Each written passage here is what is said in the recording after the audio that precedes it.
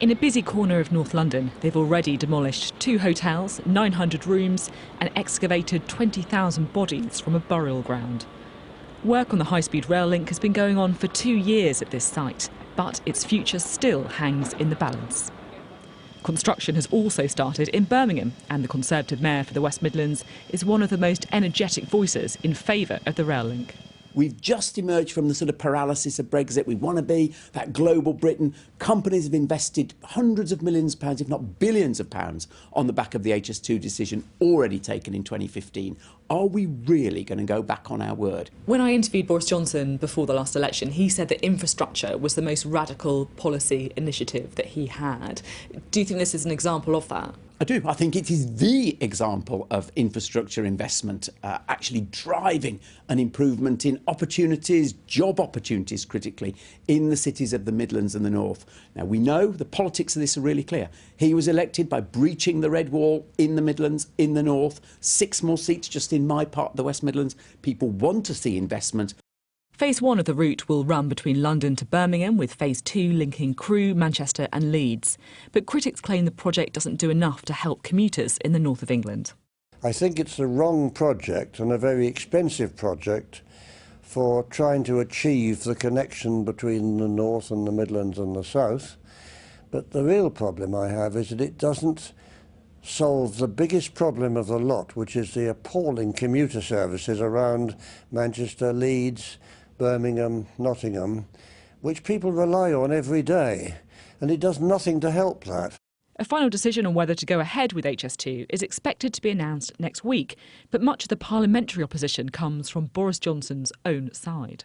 In my view, the decision is clear. The project has been flawed from the beginning. It was put forward on vanity grounds, frankly. The economics didn't add up. And of course it's put forward on costs of 35 billion, and it's going to be at least 3 times that much now. We need to invest in infrastructure, just not this vanity project. We should cancel it and spend the money elsewhere. There are clearly many Conservative MPs who are uneasy about HS2. How big in scale do you think any rebellion could be in Parliament? Well, it's hard to see where there's scope for rebellion. I don't think that anybody's going to vote against the budget or something like that.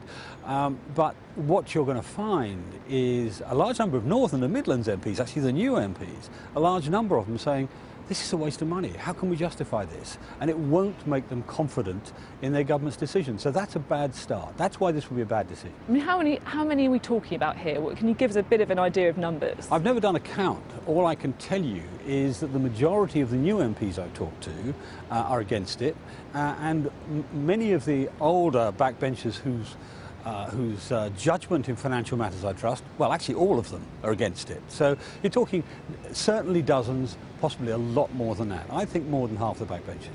This is exactly the kind of big-ticket infrastructure project that appeals to the Prime Minister, giving him a chance to put on his high vis and promise to get Britain moving. HS2 will put him on a collision course with dozens of his own MPs back in Westminster, but with a majority of 80, Boris Johnson might not care. Cornered by a 10-year-old, Boris Johnson gave his biggest hint yet that HS2 will go ahead. So we're in a hole, we're in a mess, but we've got to get out of it, and we need a way forward. So we're thinking about how to sort it out now. Well, I'm sure with you as Prime Minister, I'm sure you'll get out of the deep hole. Is it a deep hole or is it a small one? It's in a hole the size of HS2, the only thing to do is keep digging. After years of uncertainty, it seems the diggers will keep moving, but the Prime Minister will hope he doesn't end up stuck in a political hole.